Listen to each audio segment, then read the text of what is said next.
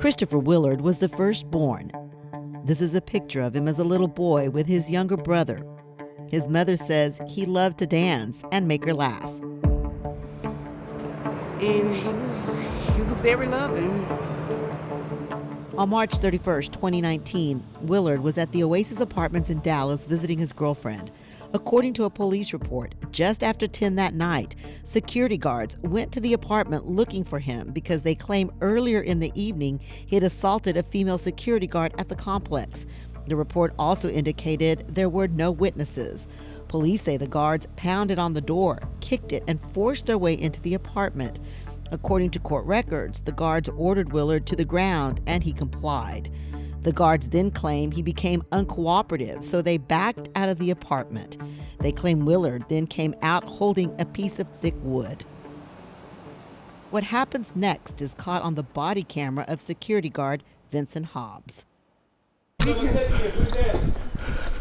the board right now. Hobbs repeatedly orders Willard to drop the board, but the video shows Willard has nothing in his hands.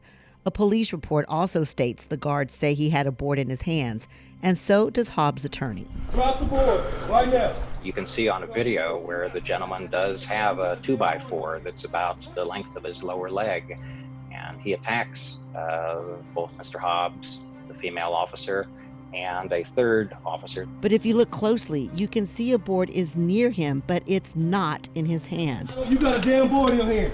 Put the board down. Here, Willard stretches out his hands with nothing in them. I have nothing. Put it down. I have nothing. What you talking about? Put down. Hobbs tells Willard he's going to tase him if he doesn't get on the ground. Get up. Get on the ground, bro. Bro, I ain't even doing nothing. When Willard turns to walk away, he's wrestled to the ground by the three security guards. Tase ass. Tase him. Tase him. Hurry up. Hurry up. Get down. Get down. They tase him for 9 to 10 seconds.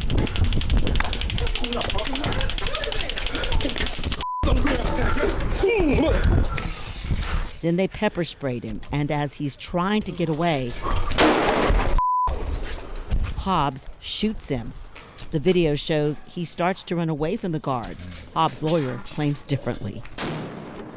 This gentleman wheeling, rushing at Mr. Hobbs, had to make a split-second decision whether or not to fire his weapon, not knowing whether or not the person coming at him was armed. The video shows Christopher Willard is not armed, and the family attorney says he appears confused by what is happening. Get down on the ground, I'm gonna tase you.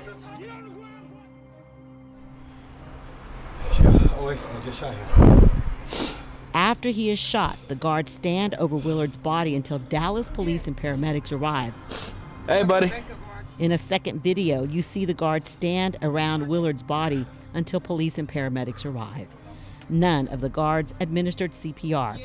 He died later at the hospital. Hobbs' attorney acknowledges none of the guards did CPR. Everybody was in shock. And so to the extent that there was any delay in that, I think it's just because everybody was in shock. Nobody wants to take responsibility for the loss of a life. Tina Jones says she will never forget the moment she learned her son had been killed. They said my son had been shot. I can't. It still hurts this very day. It felt like I felt his pain when I heard it, and I just went down to my knees like, no, it can't be. He too nice. Everybody loves him. According to the arrest affidavit, Hobbs told police he thought Willard had a gun. Police say the tape didn't match his story and arrested him for murder. It tore me up to know that my son was naked. It's in, you can Google it, it's on the news, and you shot a naked person. So that means he couldn't hide anything. Why did you torture somebody like that? Daryl Washington represents the family and is now suing the owners of the Oasis apartment homes on Ledbetter Drive, saying the lighting at the complex was poor, but he also says the security guards were not properly trained. Since this happened more than a year ago, the apartments are under new management and have added more lighting, including the balcony where the shooting took place. Washington says if the apartment complex had better lighting at the time, the shooting might have been prevented.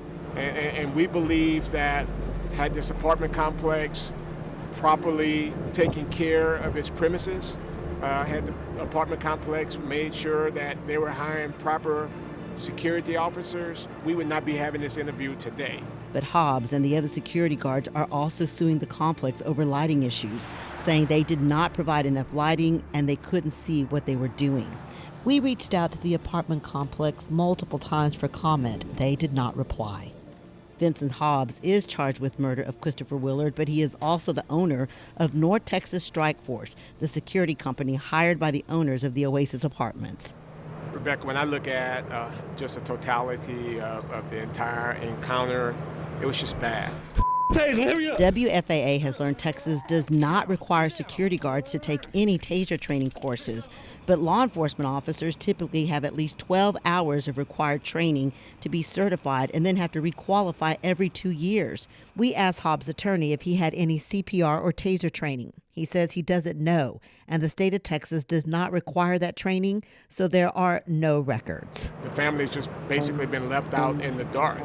And when you see cases that are like this and you see people dying, there's simply no reason for Christopher to have to die the way he did. Hobbs' attorney claims Willard was acting erratically and says the autopsy showed he had PCP in his system. But the family attorney says the question remains, why did the guards not wait on DPD and instead confronted Willard by themselves? Typically, security guards have no arrest power, so their role is to report to police, not to try and take people into custody. For Tina Jones, this has been a nightmare. She lost her firstborn son and says he did not have to die that night. In Dallas, I'm Rebecca Lopez.